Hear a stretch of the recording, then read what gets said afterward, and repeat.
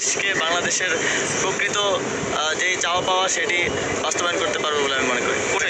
অন্তর্বর্তী সরকারের মেয়াদ নিয়ে যা জানালেন উপদেষ্টা আসিফ। শেখ হাসিনার সরকারের পতনের পর ডক্টর মোহাম্মদ ইউনূসের নেতৃত্বে গঠিত হয়েছে অন্তর্বর্তী সরকার।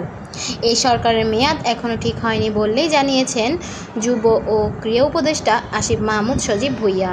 শুক্রবার শহীদ মিনারে শ্রদ্ধা নিবেদন শেষে তিনি বলেন, এ বিষয়ে এখনও কোনো সিদ্ধান্ত হয়নি।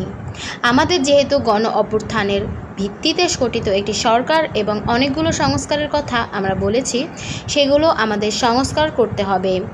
নবীনে উপদেষ্টা বলেন, যত দ্রুত সময়ের মধ্যে সম্ভব রাষ্ট্রীয় প্রতিষ্ঠানগুলোকে একটি সুন্দর সুশৃঙ্খল ব্যবস্থার মধ্যে নিয়ে আসতে হবে। এরপর সুষ্ঠু ও নিরপেক্ষ নির্বাচনের মাধ্যমে গণতান্ত্রিক সরকারের কাছে ক্ষমতা হস্তান্তর করে এই সরকারের মেয়াদ শেষ করব। সরকারি চাকরিতে কোটা সংস্কারের দাবিতে নাহিদ ইসলাম ও আসিফ মাহমুদ সজীব ভুঁইয়াদের নেতৃত্বে আন্দোলন শুরু হয়। এই আন্দোলনের এক সময় সরকার পতনের আন্দোলনে পরিণত হয়। গত 5ই আগস্ট গণ আন্দোলনের মুখে আওয়ামী লীগের টানা 4র্থ মেয়াদের সরকার পতন হয়।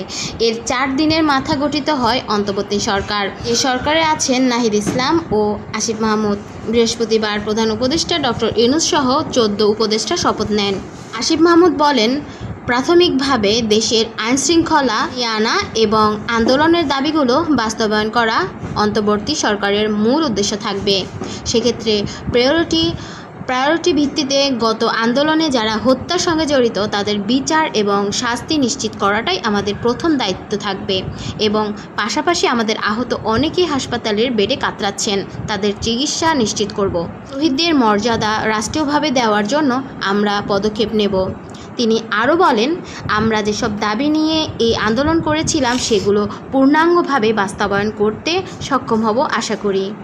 বিশ্ববিদ্যালয়গুলোর হল বাণিজ্য ও হল দখলের বিষয়ে করা এক প্রশ্নে আসিফ বলেন, আমরা দীর্ঘ 5 থেকে 6 বছর ক্যাম্পাসে সেগুলো নিয়ে কাজ করেছি। আমাদের নিজেদের সুস্পষ্ট দাবি আছে।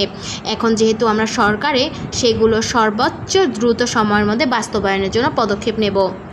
এর আগে এদিন সকালে সাভারের জাতীয় স্মৃতিসৌধে শ্রদ্ধা জানান প্রধান উপদেষ্টা ডক্টর ইউনূস সহ অন্তর্বর্তী সরকারের উপদেষ্টারা। এরপর কেন্দ্রীয় শহীদ মিনারে গিয়ে শ্রদ্ধা জানান তারা। এ সময় আসিফ মাহমুদ বলেন, আমাদের এক দফার ঘোষণা হয়েছিল এই শহীদ মিনার থেকেই। আমাদের স্বাধীনতার শুরুর দিকেই লড়াইয়ের একটি প্রতীক এই শহীদ মিনার। সেই মহত্বের জায়গা থেকে আমরা শহীদ মিনারে পুষ্পস্তবক অর্পণ করেছি।